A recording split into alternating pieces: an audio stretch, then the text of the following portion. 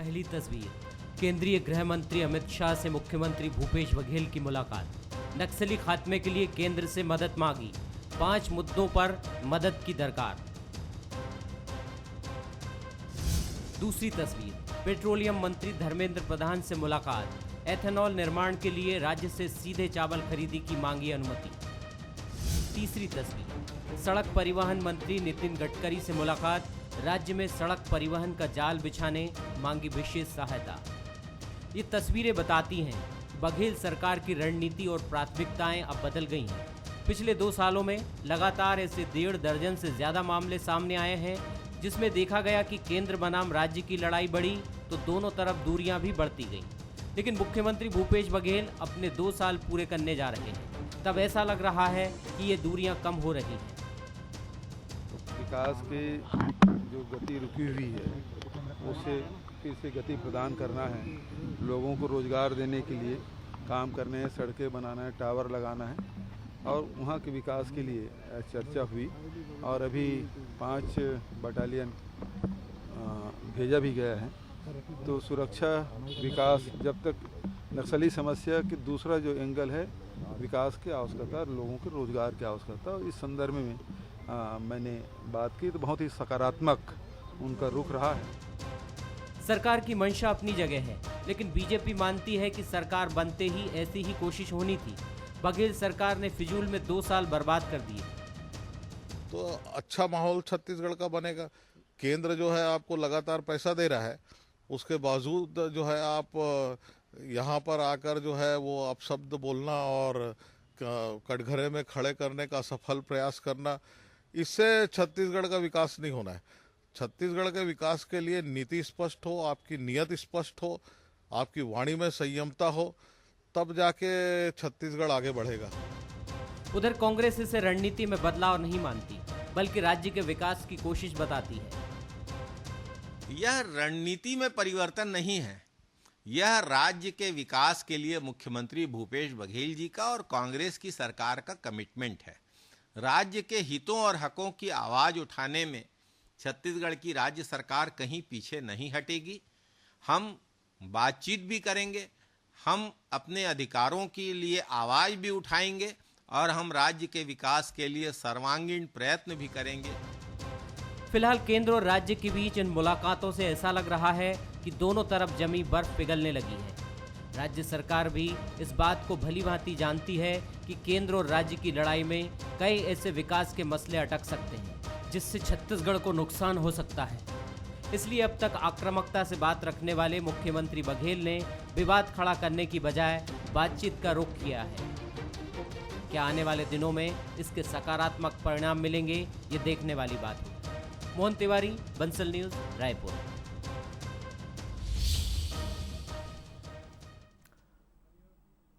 नमस्कार, मैं हूं आपके साथ सुहेल खान। आज का हमारा मुद्दा है बदला अंदाज, बदली रणनीति। मुख्यमंत्री भूपेश बघेल दिल्ली दौरे पर हैं, 3 केंद्रीय मंत्रियों से मुलाकात कर चुके हैं। छत्तीसगढ़ के लिए कई महत्वपूर्ण मांग उन्होंने रख दी हैं और उम्मीद भी जताई है कि केंद्र का सहयोग मिलेगा। राजनीति के जानकार कहते हैं कि ये राज्य सरकार की बदली रणनीति का हिस्सा हो सकता है, क्योंकि इससे पहले हम देख चुके हैं कि अपने कार्यकाल के 2 साल में मुख्यमंत्री भूपेश बघेल आक्रामकता के साथ केंद्र से लड़ते दिखाई दिए। लेकिन अब बदली रणनीति ये इशारा कर रही है कि शायद भूपेश बघेल भी ये समझ गए हैं कि अगर राज्य को विकास की राह पर ले जाना है तो केंद्र का सहयोग लेना ही होगा। तो क्या वाकई छत्तीसगढ़ की राजनीति में ऐसा ही हो रहा है? इसी पर हम चर्चा करेंगे। आज के मुद्दे पर चर्चा के लिए हमारे साथ जो मेहमान जुड़े हैं उनमें बिलासपुर से अमित श्रीवास्तव हैं, प्रवक्ता हैं कांग्रेस के। साथ ही अमित चिमनानी जी भी जुड़े हैं, प्रवक्ता हैं बीजेपी के। और आप दोनों मेहमानों के साथ वरिष्ठ पत्रकार राम अवतार तिवारी जी भी हमारे साथ जुड़े हुए हैं। आप तीनों मेहमानों का बहुत बहुत स्वागत है बंसल न्यूज़ पर। राम अवतार जी, पहले आपके पास आना चाहूंगा, एक संक्षिप्त सी आपकी टिप्पणी लूंगा, उसके बाद दोनों मेहमानों से इस चर्चा को आगे बढ़ाऊंगा। 2 साल के कार्यकाल और आज 3 केंद्रीय मंत्रियों से एक के बाद एक मुलाकात, किस तरह से देखते हैं आप?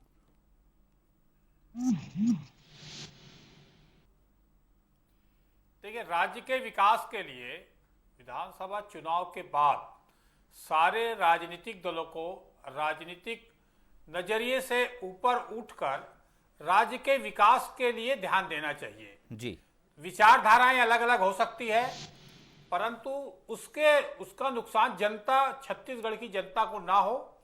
प्रदेश के विकास के लिए सारे लोगों को एकजुट होकर समन्वय के साथ राजनीति को भी इस तरह से किया जाए कि जो राज्य के हित में हो, जो राज्य का विकास हो सके। छत्तीसगढ़ नक्सलवाद से प्रभावित राज्य है। यहाँ पर केंद्र सरकार के बिना सहयोग से इसके सफाया होना एक बड़ी चुनौतीपूर्ण काम है। ठीक। ऐसी स्थिति में देर आए दुरुस्त आए कह सकते हैं, परंतु ये समन्वय से केंद्र और राज्य की जो संघीय व्यवस्था है, इस व्यवस्था को समझते हुए इस व्यवस्था में दोनों को, केंद्र को भी और राज्य को भी, दोनों पार्टी के नेताओं को समन्वय तरीके से काम करने की जरूरतें हैं।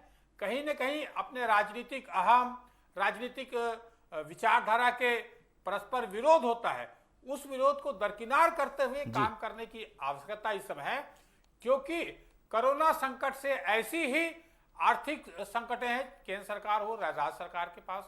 दूसरी ओर कई बड़ी योजनाएं हैं जो केंद्र सरकार ने भी दिया है। वो योजना तभी सफल होगी जब राज्य सरकार उसको धरातल में उतारेगी।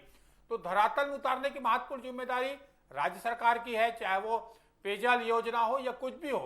तो इस तरह से दोनों को समन्वय करते हुए, राजनीति को किनारे रखते हुए इस तरह काम करें कि जनता देख रही है कि कौन अच्छा काम कर रहा है या कौन गलत काम कर रहा है या किसका नजरिया एक संकीर्ण है। ये सब चीज जनता देखती रहती है। तो इस नजरिए को देखते हुए काम करें तो राजनीतिक दल तो ज्यादा फायदेमंद है। ठीक, मैं रुक करूंगा अमित श्रीवास्तव जी की तरफ। और जैसा कि राम अवतार तिवारी जी कह रहे थे कि देर आए दुरुस्त आए, लेकिन क्या आपको ऐसा लगता है कि इसके आगे अगर बात निकलती तो फिर ऐसा भी हो सकता था कि बहुत देर कर दी मेहरबान आते आते? जी सोहेल भाई, ऐसी कोई बात मुझे नहीं लगती। देखिए, उपलक्ष्य दिवाली का भी था जी, और छत्तीसगढ़ के विकास का भी है। छत्तीसगढ़ के विकास को लेके अगर कांग्रेस के हमारी सरकार को जहां जहां जिसके पास जाना पड़ेगा, हम निश्चित तौर पे जाएंगे, क्योंकि छत्तीसगढ़ की जनता ने जो मैंडेट हमें दिया है 69 और अब एक और मरवाही के बाद 70 सीट्स, 90 में अगर 70 सीट अगर प्रदेश की जनता हमें जिताती है तो निश्चित तौर से हमारी जिम्मेदारी और जवाबदारी भी बढ़ जाती है। और ये हमारा सबसे पहले फोकस हमारी सरकार आने के बाद किसान और आदिवासी भाई और बस्तर क्षेत्र और सरगुजा क्षेत्र रहा है। और आप बहुत वरिष्ठ पत्रकार हैं सोहेल जी, आप सब चीज़ों को बहुत बारीकी से आप देखते हैं, तो निश्चित तौर पे मुझे ऐसा लगता है कि एक अच्छी पहल ये हो रही है। और मैं आपको एक चीज़ कह दूं कि सारा व्यक्ति जो भी हो, चाहे वो स्टेट गवर्नमेंट हो चाहे केंद्र में बैठा कोई व्यक्ति हो, हम लोग की वैचारिक लड़ाई तो हो सकती है, लेकिन हर व्यक्ति ये चाहता है, और चाहे वो छत्तीसगढ़ के परिप्रेक्ष्य में हो चाहे देश के परिप्रेक्ष्य में हो, हम यही चाहते हैं कि देश प्रगति करे, प्रदेश प्रगति करे। निश्चित तौर पे हमने इस मांगों को लेके, कई सारी मांगों को लेके हमने केंद्र को लेटर भी लिखा था, और हमें खुशी है कि हमारी मांगों को पूर्ण करते हुए 7 बटालियन जो हमने मांगी थी, गृह मंत्री जी ने 5 बटालियन ऑलरेडी छत्तीसगढ़ में भेज दिया है जी। तो निश्चित तौर पे मतभेद वैचारिक को लेके हो सकते हैं, मतभेद है, मनभेद हमारा किसी से नहीं है। और छत्तीसगढ़ को चौमुखी विकास की ओर ले जाने के लिए मैंने जैसा कहा कि हमें जहां जहां और जिसके पास भी जाना पड़ेगा, निश्चित तौर पे हम एक बार नहीं, 100 बार नहीं, 1000 बार जाएंगे। चलिए, और कांग्रेस और राजनीति का ये फेयर साइड भी है कि आपके बीच मनभेद नहीं होना चाहिए, मतभेद मुद्दों को लेकर हो सकते हैं। मैं रुख करूंगा अमित चिमनानी जी की तरफ, बीजेपी प्रवक्ता हैं, हमारे साथ जुड़े हुए हैं। अमित जी, कल भी जब हम चर्चा कर रहे थे, बीजेपी कांग्रेस दोनों के मेहमान हमारे साथ मौजूद थे। दरअसल बीजेपी को इस बात को लेकर आपत्ति थी कि राज्य सरकार केंद्र को पत्र बहुत लिखती है और उसके बाद उन पत्र को लेकर मीडिया के सामने खड़ी भी हो जाती है। अभी श्रीवास्तव जी कह रहे थे कि अब 90 में से 70 विधायक हमारे हो गए हैं, ठीक है, लेकिन अभी भी सांसद आपके पूरे हैं। अब अगर राज्य सरकार की तरफ से पहल होती है, खुद मुख्यमंत्री जाकर केंद्रीय मंत्रियों से मुलाकात करते हैं, उनसे भरोसा लेते हैं और भरोसा जताते हैं उनमें कि अगर आप हमारे लिए कोई योजना लेकर आएंगे तो हम उसको हाथों हाथ लेने को तैयार हैं, क्योंकि हमारा मकसद छत्तीसगढ़ में विकास है। क्या तमाम सांसद अब राज्य सरकार के साथ खड़े होकर छत्तीसगढ़ के विकास में राज्य सरकार का सहयोग करेंगे? सोहेल जी, आपने बड़ा अच्छा प्रश्न पूछा।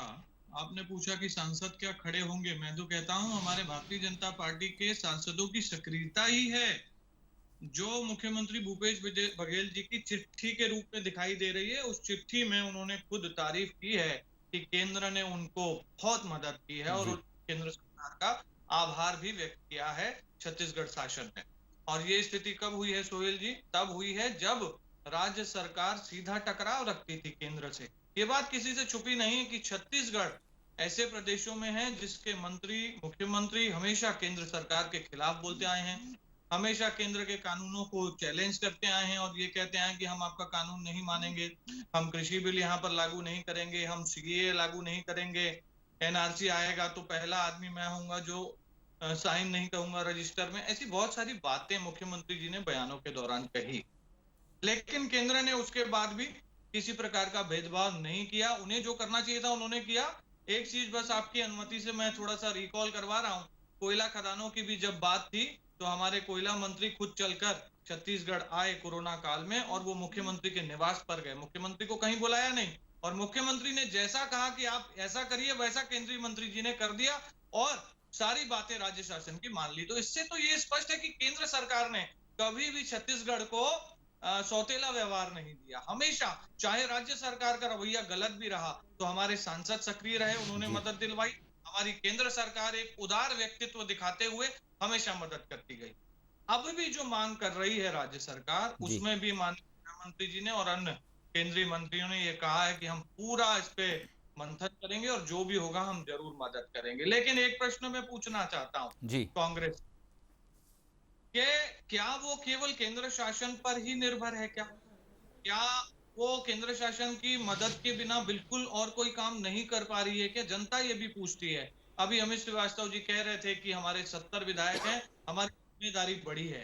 तो क्या जिम्मेदारी सिर्फ चिट्ठी लिख के और केंद्रीय मंत्रियों से मुलाकात करके खत्म हो जाएगी क्या? राज्य सरकार को भी अपनी जिम्मेदारी को निभाना होगा। राज्य सरकार को भी ऐसी नीतियां बनानी होंगी जिससे राज्य सरकार अपना अंश योजनाओं को दे सके। हम देख रहे हैं केंद्र सरकार अच्छी योजनाएं लाती है, लोगों के हित की योजनाएं लाती है, केंद्र सरकार अपना हिस्सा देती है, लेकिन राज्य अपना हिस्सा नहीं देते। सोहेल जी, 5 लाख मकान छत्तीसगढ़ से वापस किए गए हैं। 5 लाख परिवार जिनको मकान मिलता, अपनी छत मिलती, गर्मी से बरसात से वो बच जाते, लेकिन छत्तीसगढ़ सरकार ने अपना अंश नहीं दिया, वो 5 लाख मकान वापस कर दिए। तो ऐसे में आप दिखावा करते हैं कि हम छत्तीसगढ़ के विकास के लिए जा रहे हैं, लेकिन केंद्र सरकार आपको मदद करता है तो आप राज्य के लोगों को मदद पहुंचाते नहीं है। तो ये तो जवाब देना चाहिए। ठीक, अमित श्रीवास्तव जी मौजूद हैं, जवाब उनसे ले लेते हैं। श्रीवास्तव जी, क्या कुछ कहना है आपका? बीजेपी का कहना है कि हमारे सांसद ही हैं जो इस तरह का प्रयास कर रहे हैं और तमाम केंद्रीय योजनाओं को छत्तीसगढ़ तक लाने में जी जान से जुटे हुए हैं, लेकिन राज्य सरकार की तरफ से थोड़ी सी ढील नजर आ रही है। देखिए, भाजपा के जब प्रवक्ता बैठते हैं ना टीवी में, तो बातें तो ऐसे करते हैं जैसे स्वर्ग को धरती पे उतार दिए हैं। अगर इतने ही इनके सांसद सक्रिय होते तो 4 योजना में छत्तीसगढ़ को नहीं शामिल किया गया। 9 सांसद और राष्ट्रीय उपाध्यक्ष होने के बाद भी जब वहां पर दिल्ली में इनके मुंह नहीं खुलते और जिस प्रकार से सारे सांसद 9 सांसद अगर छत्तीसगढ़ का लेके जाते हैं, जीएसटी का पैसा हमको केंद्र सरकार कई महीनों से नहीं दे रहा है। आप बताइए, एक भी सांसद उस पर किसी केंद्रीय मंत्री से मिला या प्रधानमंत्री जी से मिला क्या? मुझको ये बताइए। तो और आप देखिए कि सिर्फ बीजेपी के नेता जो हैं बयान वीर बन के सिर्फ टीवी में आके बयानबाजी तो कर जाते हैं, लेकिन उनका एक भी सांसद छत्तीसगढ़ के प्रगति और विकास को लेके केंद्र के किसी भी नेता से ना तो मिलता है ना छत्तीसगढ़ की बात करता है। और मैं तो एक ही चीज कहूंगा कि उनके छत्तीसगढ़ के सांसद चाहे 4 योजनाओं को शामिल किया, आपने नहीं बोला। जीएसटी का पैसा जब छत्तीसगढ़ को नहीं मिलता है आप नहीं बोलते हैं।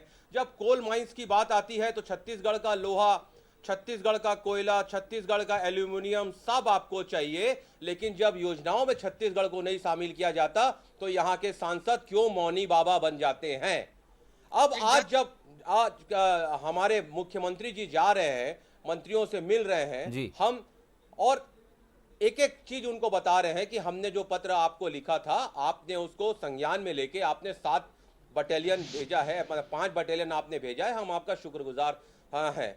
मैं आपसे वही कह रहा हूं कि छत्तीसगढ़ की प्रगति, छत्तीसगढ़ की उन्नति छत्तीसगढ़ के विकास को लेके, सशक्त छत्तीसगढ़ को बनाने के लिए, समृद्ध छत्तीसगढ़ बनाने के लिए। आप देखिए, आज हम कार्य योजना बना रहे हैं, औद्योगिक नीति लेके आए, 2019-2024 की औद्योगिक नीति हम लेके आए। आज हम यही कह रहे हैं कि अगर उद्योगपति वहां कारखाना लगाएंगे, वहां इन्वेस्टमेंट आएगा, लोगों को रोजगार मिलेगा। जो लोग बस्तर से पलायन कर जाते थे 15 साल, जो 15 साल जो सरकार, पूर्ववर्ती सरकार थी, जो भ्रष्टाचार में लिप्त थी, छत्तीसगढ़ के लोगों को असीम पीड़ा देने का कार्य करती थी, भ्रष्टाचार जन विरोधी नीति में काम करती थी, माफिया राज, गुंडा राज के रूप में वो कार्य करती थी।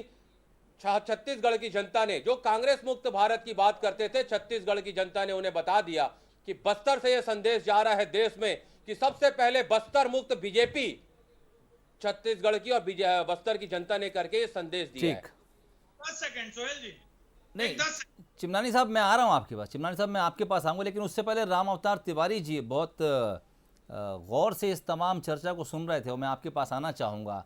और तिवारी जी, आप छत्तीसगढ़ की सियासत को बहुत बारीकी से देखते भी हैं, उस पर नज़र भी रखते हैं। जीएसटी का मुद्दा पिछले 7 महीने से, जब से कोरोना काल आया, लगातार चर्चा में था। राज्य ने केंद्र के पाले में गेंद डाली और कहा कि जीएसटी का पैसा रिलीज नहीं हो रहा, जबकि केंद्र ने कहा और अपनी तमाम मजबूरियां गिनाई।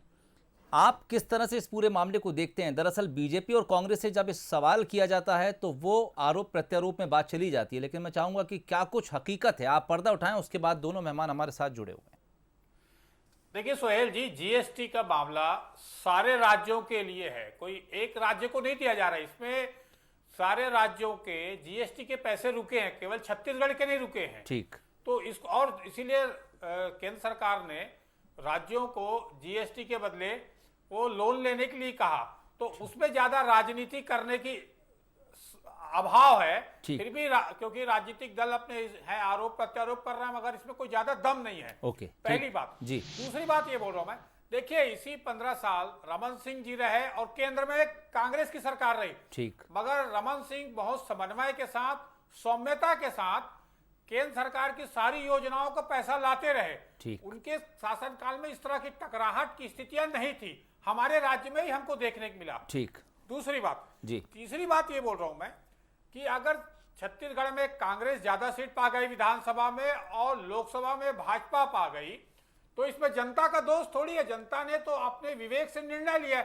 तो ये राज्य में और केंद्र में अलग अलग पार्टियां हैं, तो इसका भुगतान जो है, इसका नुकसान जनता को क्यों भुगतना, ये दोनों राजनीतिक दल के नेताओं को सोचना पड़ेगा।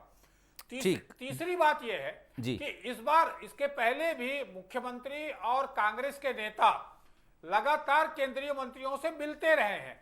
इस बार चर्चा ज्यादा इसलिए है कि अमित शाह से मुलाकात हुई है, जो अमित शाह जी इस समय दिल्ली में सबसे पावरफुल माने जाते हैं।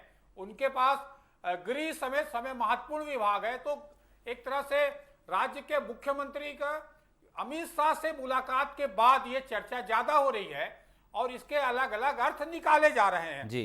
तो इसको मुख्यमंत्री और केंद्र सरकार और राज्य सरकार दोनों को समन्वय करते हुए एक तरह राज्य के विकास पर ही पूरा फोकस करने की जरूरत है। इसमें राजनीति के लिए और भी विषय हो सकते हैं।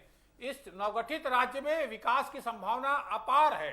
यहाँ पर खनिज भंडार है, यहाँ पर विद्युत की संभावना है, भारी है। तो ऐसी स्थितियों में कई अच्छी योजना केंद्र सरकार भी लाई है, कई अच्छी योजनाएं राज्य सरकार के पास भी है।